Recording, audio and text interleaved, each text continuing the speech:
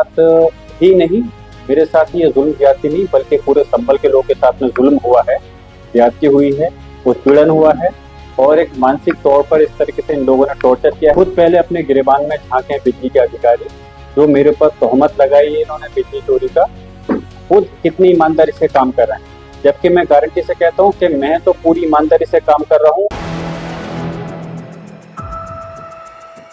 सपा सांसद जियाउर रहमान बर्क को Allahabad high court से बड़ी राहत मिल गई है, जिसमें उन पर बिजली चोरी का आरोप लगा था। दरअसल बिजली विभाग के अधिकारियों ने सपा सांसद पर 1,91,00,000 रुपए का जुर्माना लगाया था, जिस पर कोर्ट ने शनिवार को तत्काल रोक लगा दी और उनके घर पर बिजली कनेक्शन बहाल करने का भी आदेश दे दिया। इसके साथ ही कोर्ट ने बिजली विभाग को जवाब दाखिल करने के लिए 3 सप्ताह का समय दिया है। मामले की अगली सुनवाई 2 जुलाई को होगी। तो वहीं अब जब सपा सांसद जियाउर रहमान बर्क को कोर्ट से बड़ी राहत मिल गई है, उसके बाद उनका दर्द छलक उठा है। उनका बयान सामने आया है, जिसमें उन्होंने बिजली विभाग पर सवाल उठाते हुए कहा कि सिर्फ उन्हें ही नहीं बल्कि संभल के ज्यादातर लोगों को बिजली विभाग की तरफ से परेशान किया जा रहा है। इसी के साथ सपा सांसद ने बिजली विभाग के अधिकारियों पर निशाना साधते हुए कहा कि जिन अधिकारियों ने उनके ऊपर बिजली चोरी का आरोप लगाया है, वे अधिकारी पहले खुद अपने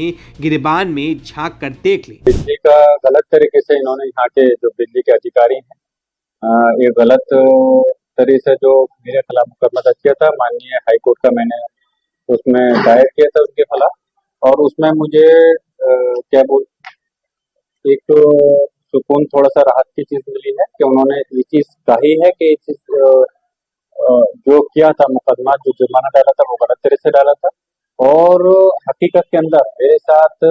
ही नहीं, मेरे साथ ये जुल्म ज्यादती नहीं बल्कि पूरे संभल के लोगों के साथ में जुल्म हुआ है, ज्यादती हुई है, उत्पीड़न हुआ है और एक मानसिक तौर पर इस तरीके से इन लोगों ने टॉर्चर किया है, जो 6 महीने से मेरे घर की लाइट काट रखी थी। इन जैसे, मैं तो ये कहूंगा ऐसे अधिकारी, इन लोगों को जो खुद पहले अपने गिरेबान में झांके बिजली के अधिकारी, जो मेरे पर तोहमत लगाई है इन्होंने बिजली चोरी का, खुद कितनी ईमानदारी से काम कर रहे हैं, जबकि मैं गारंटी से कहता हूं कि मैं तो पूरी ईमानदारी से काम कर रहा हूं। मैंने बिजली की कोई गलत जो केस लगाया है वो एकदम निराधार है और मेरे घर पे मीटर भी लगे थे और सोलर का भी 10 किलोवाट का लगा था, लेकिन उसके बावजूद झूठा मुकदमा दबाव में आकर लिखा गया है। लेकिन हमें उम्मीद है कि अभी हमारे जो न्यायालय है वहां से हमें इंसाफ जरूर मिलेगा और इसी उम्मीद के साथ में गए थे। अल्लाह का करम है, अभी इंसाफ की एक किरण हमें दिखी है और आगे जब ये केस चलेगा तो उसके बाद में इंशाल्लाह पूरी तरह से इंसाफ वहां से जरूर होगा। कहा है, मैं ये कहूंगा कि ईद उल अजहा हमारा त्योहार है और हमारा संवैधानिक अधिकार है कि हम किसी भी मजहब को इस मुल्क के अंदर, इस हिंदुस्तान के अंदर किसी भी त्योहार, किसी भी मजहब को अपना सकते हैं अपनी मर्जी से और उसकी त्योहार को अपना मना सकते हैं। तो इस टाइप की छोटी नीच राजनीति हरकत करना या उंगली उठाना हमारे त्योहारों के ऊपर गलत है और हमारे त्योहार को मनाने से कोई भी हिंदुस्तान के अंदर हमारे त्योहार को मनाने से नहीं रोक सकता, क्योंकि इस हिंदुस्तान के अंदर हम इस हिंदुस्तान की जमीन से मोहब्बत भी करते हैं, हमारे लोगों ने कुर्बानियां भी दी हैं और इस हिंदुस्तान के अंदर हम मालिक हैं, इसलिए हम अपने त्योहार को अपनी मर्जी से मनाते हैं। हम अपने मजहब से मोहब्बत करते हैं, अपने देश से मोहब्बत करते हैं। तो इस टाइप की कोई अगर उंगली उठाता है वो तो सरासर गलत है, मैं उसके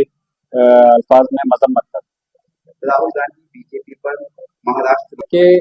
जाहिर सी बात है, जो इंडिया गठबंधन है, हमारे एलओपी है, लीडर ऑफ अपोजिशन माननीय राहुल गांधी जी हैं, उन्होंने पहले से भी ये कई बार सवाल किए हैं और हमारे नेता, हमारी पार्टी के नेता माननीय अखिलेश यादव जी ने भी इस बात पर उंगली उठाई है कि जो महाराष्ट्र में चुनाव हुए थे वहां पर धांधलीबाजी हुई थी और जिस प्रकार सरकार बनी है, कई बार चुनाव आयोग के ऊपर उंगलियां उठ चुकी हैं। तो हम कहते हैं कि चुनाव आयोग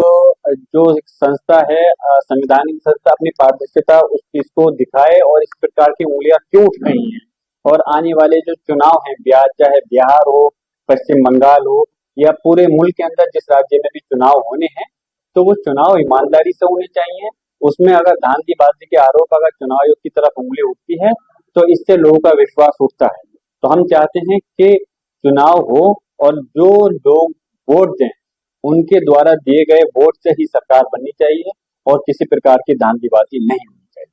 अखिलेश यादव कह रहे हैं कि 2027 में पीडीए सरकार। देखिए,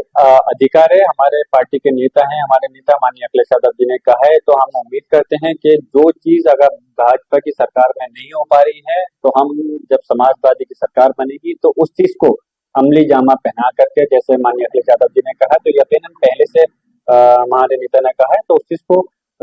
जरूर पूरा कर करके दिखाएंगे, सिर्फ कहने के लिए नहीं, करेंगे उसका।